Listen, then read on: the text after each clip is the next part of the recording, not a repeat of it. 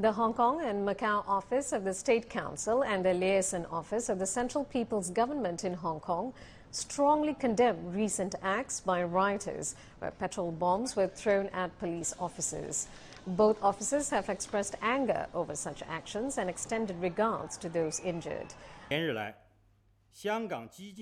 Over the past few days, radical demonstrators in Hong Kong have repeatedly attacked the police with extremely dangerous tools, constituting serious violent crimes and beginning to show signs of terrorism. This is a gross violation of the rule of law and social order in Hong Kong, a serious threat to the lives and security of Hong Kong residents, and a serious challenge to Hong Kong's prosperity and stability.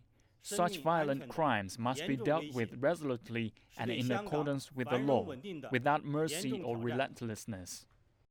The Hong Kong SAR government has also strongly condemned the acts which follow violent demonstrations on Sunday. It said the violence is seriously threatening safety in Hong Kong, adding that police will strictly enforce the law and punish those committing illegal acts. I think there are some obvious impacts now in industries connected with the outside, such as tourism and retail. Some tour guides got no work this month. Many of those who work in retail face similar situations. We call on the people of Hong Kong to stop this. We call on our friends around us to stop the riots, because such riots will affect our life and our economic development here. Many Hong Kong residents have called for the violence to stop so that the city and its people may recover. I think this is quite worrisome. The older generation put a lot of effort into developing Hong Kong. Now they are wrecking things everywhere, beating whoever they see with different opinion to theirs. You can't reason with them.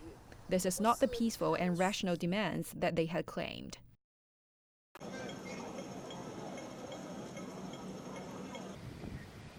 A monster storm smashed its way up China's eastern coast.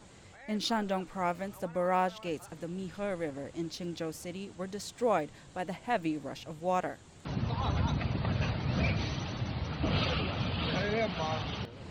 The flow was over 3,000 cubic meters per second, the highest amount and heaviest flow in the past 20 years.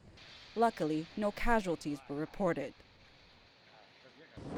But in Xuancheng of Anhui province, this man almost lost his life. Torrential floods washed him down toward a forest. When the rescue team arrived, he was holding onto a tree, almost unconscious. The rescue team docked their boat to a nearby tree and dragged the man to safety. Strong winds and storms are expected in the nearby provinces, including Liaoning, Hebei, and Tianjin. Authorities have also warned of possible disasters like waterlogging and landslides.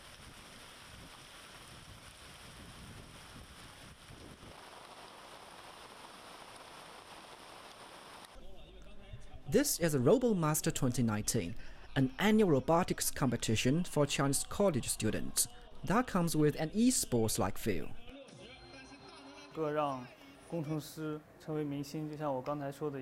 We hope these young engineers can be as glamorous as the TF boys.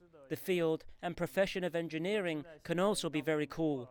China has plenty of talent in this industry, but we need more engineers in the real economy. Rotating chassis, mechanical moon rover systems, and auto-targeting cannons. These are the technical elements and tactics that have wowed the audience here.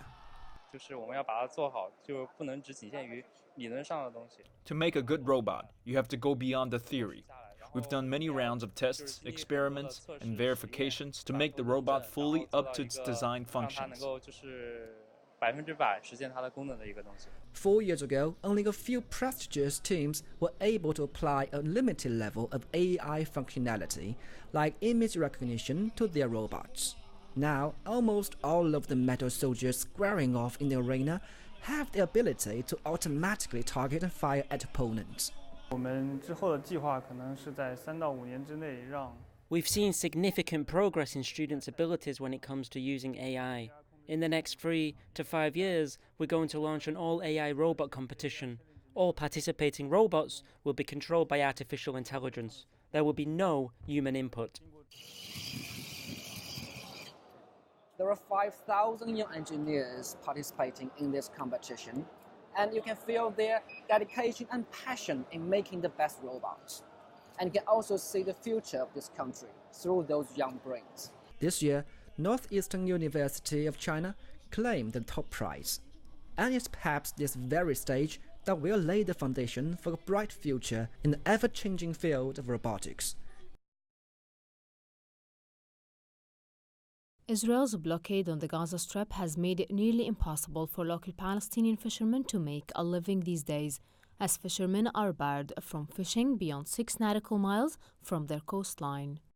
For many here in Gaza, seafood is a basic meal, but Gaza is no longer rich in fish as it used to be, due to Israel's maritime blockade. The Palestinian Agriculture Ministry confirms the amount of fish caught daily represents less than 20% of the needs of Gaza residents. The appetite for local fish has promoted the opening of new private fish farms.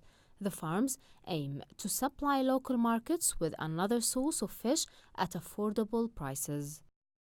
Jum'a Badawi is the owner of Al Bahar, one of the most successful of 4 fish farms in Gaza. His farm sits on a small rise above a beach and looks out over the front line of the Mediterranean Sea, alongside its restaurant and aquarium.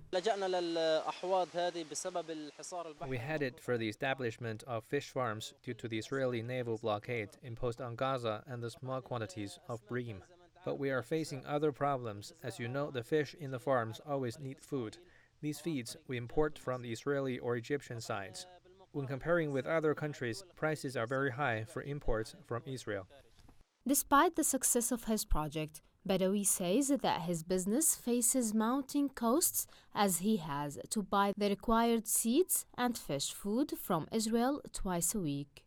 However, Palestinian engineer Wa'il Musallam found a solution to provide fish food locally. He worked on opening the first water farm for Azula in Gaza.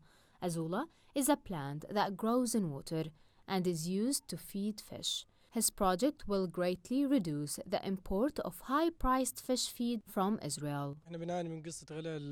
We are suffering from the high cost of fees in Gaza.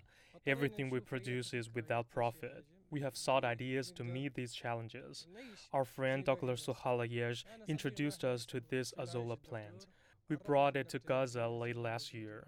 After a number of failed attempts, we succeeded and production is starting to improve. Hoping to end Gaza's reliance on imports from Israel, fish farmers seem to have learned an important lesson from a historical Chinese proverb: give a man a fish, and you feed him for a day. Teach a man to fish, and you feed him for a lifetime. A few months ago, Miguel Morales moved into the smallest home he's ever lived in, a 22-square-meter studio in downtown São Paulo. The biggest challenge is to live with less stuff and learn how to live with a bare minimum, but in a space that has everything I need right around me. The building also has good facilities for people who live alone, like a laundry, and an office area where I can take my computer to work.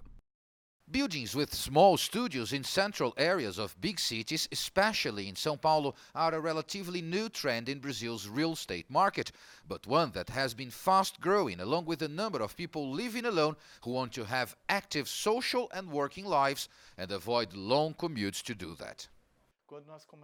When we started building studios, we thought our buyers would be real estate investors and people who simply don't have money to buy something bigger.